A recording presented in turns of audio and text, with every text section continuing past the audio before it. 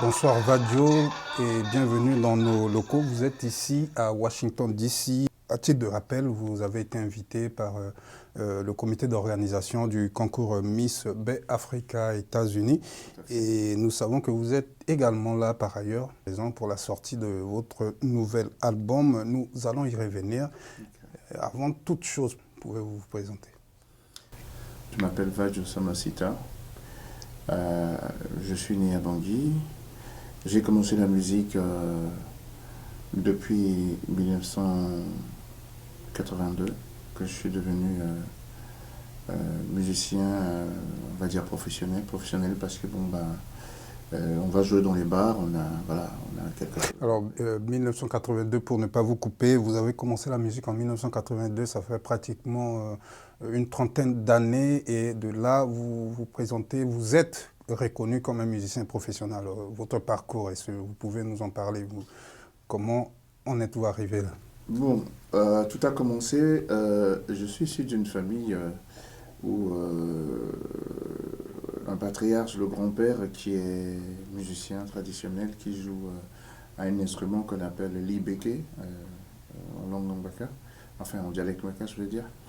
Et ce grand-père, quand je partais en vacances, chantait tous les soirs parce qu'il n'y a pas de télé, il n'y a rien, c'est un campement, c'est au bord du fleuve, sur une île, en plein forêt. Donc il n'y avait pas de voisinage. Donc j'étais le petit garçon de mes grands-parents. Et donc je l'écoutais chanter, me raconter des histoires anciennes et tout. Et petit à petit, j'ai pris goût à la musique. Déjà à ce jeune âge-là, avec les amis, on se montait les groupes. Moi, personnellement, je vous ai vu, je vous ai connu à travers le groupe Cool Stars. Alors, comment en êtes-vous arrivé à Cool Stars? Ça a été votre Ben, premier groupe?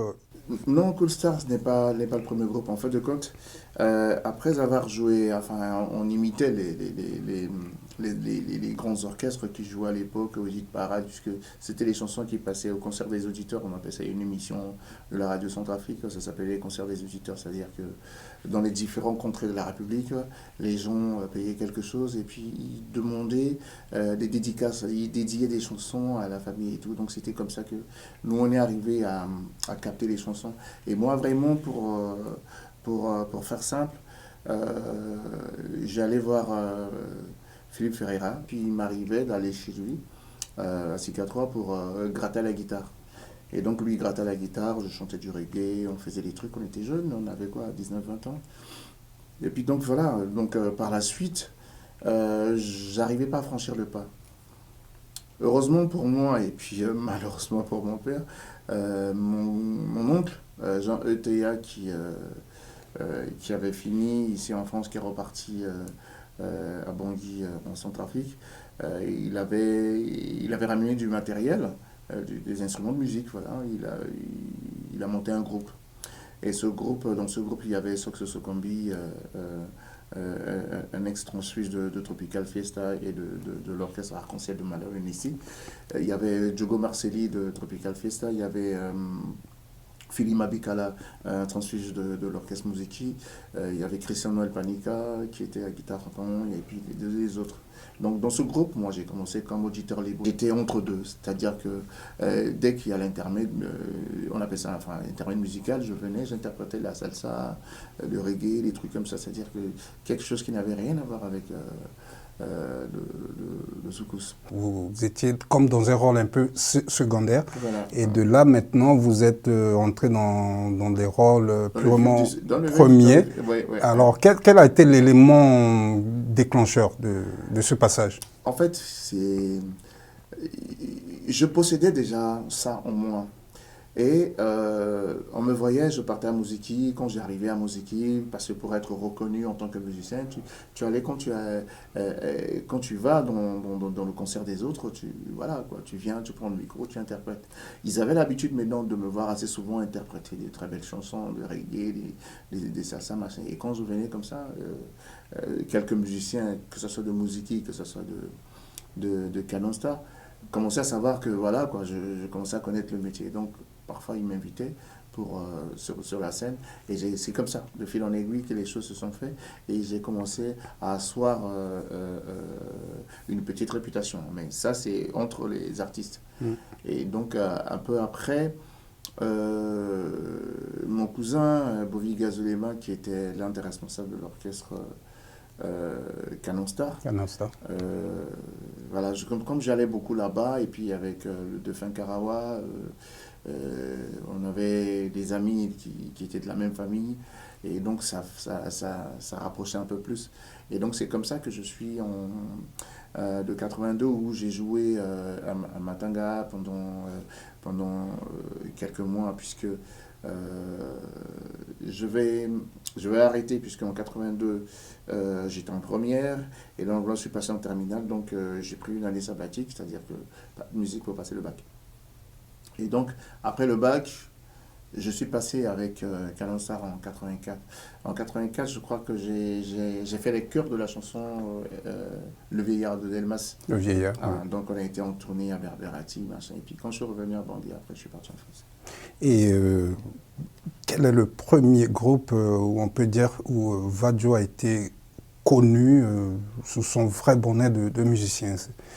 Alors j'allais pas être et finalement c'est le sort qui fait, hein, c'est le sort qui fait que lorsque j'engage le projet de mes études dans le Finistère, c'est un DUT en transport logistique. Donc mon père m'envoie là-bas chez son ami, son associé, et donc dans le Finistère je vais là-bas. Après je fais mes excursions à Brest, etc. Et il s'est passé quelque chose. Donc il y avait une loi qui était sortie, donc il fallait que je reparte à Bangui pour renouveler mon visa, puisque avant on partait, c'était sans visa, il suffisait simplement d'avoir un certificat d'hébergement et voyager. Et donc du coup j'étais obligé de repartir pour faire parce que mon passeport, et donc du coup quand je suis reparti, Mobaz est venu me voir. Il m'a dit, ah bah tiens, depuis que tu es parti, j'ai quitté le Canon Star avec les CISA, et quand on a essayé de monter un groupe Cool Star qui n'a pas très très bien fonctionné, et puisque tu es là et que Trésor, le Malabar est parti de Makembe, donc j'ai envie qu'on reprenne le truc. Et c'est comme ça que je suis revenu à Bangui le 26 septembre 86, et 3 mois après, on allait reprendre les activités de cadence, de Cool Star. Ouais. Et donc le premier concert, c'était organisé par les soins de Régis Sissoko, avec Jacques Le Villain qui filmait. Et puis ensuite, c'était un concert, enfin, on accompagnait à Gaz de Coco, et en même temps, on faisait notre retour, le Cool Star faisait son retour sur scène. Et moi, je pense qu'il y avait aussi paix à son âme, le grand frère Jules Bondez. Vous vous retrouvez à Cool Star. De Cool Star, je pense qu'il y a eu un passage Canon Star. De Canon Star, vous êtes de retour à Paris. Oui. Avez-vous continué continuer la musique quand vous êtes rentré? J'étais très triste parce que lorsque la décision est arrivée pour que je puisse partir, j'étais partagé entre le fait que je venais d'enregistrer une chanson, de faire les chœurs, c'est un grand pas. C'est un grand pas, parce que quand même, c'était la première fois que j'écoutais ma voix à la radio, en sachant que en République centrafricaine à l'époque, il n'y avait pas de studio, et qu'on venait, tous les orchestres venaient enregistrer à la maison de la radio. C'est-à-dire que c'est sur 2 pistes, c'est-à-dire que vous êtes 14 musiciens, quand il y a un qui se trompe, vous reprenez la chanson, quoi. Donc voilà. Donc moi j'étais trop fier d'écouter ma voix à la radio, et puis voilà. Et subitement on me dit de partir. Et donc voilà, quoi, c'est à contre-cœur. Mais quand je suis arrivé ici, pour répondre à votre question, non, voilà, c'était une autre vie. Et voilà, c'était la première partie de notre entretien avec ce grand artiste centrafricain, Vadjo Soumoussita. Et comme nous vous l'avions annoncé au cours de l'entretien avec l'artiste, son nouvel album, Sahélé, est déjà disponible. Cet album de 12 titres, que je vous recommande vivement, est déjà disponible sur toutes les plateformes de téléchargement et dans certains points de vente. Merci et à la prochaine.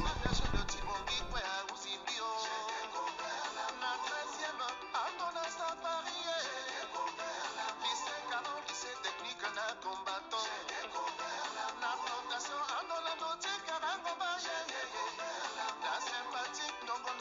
jardin d'Éden.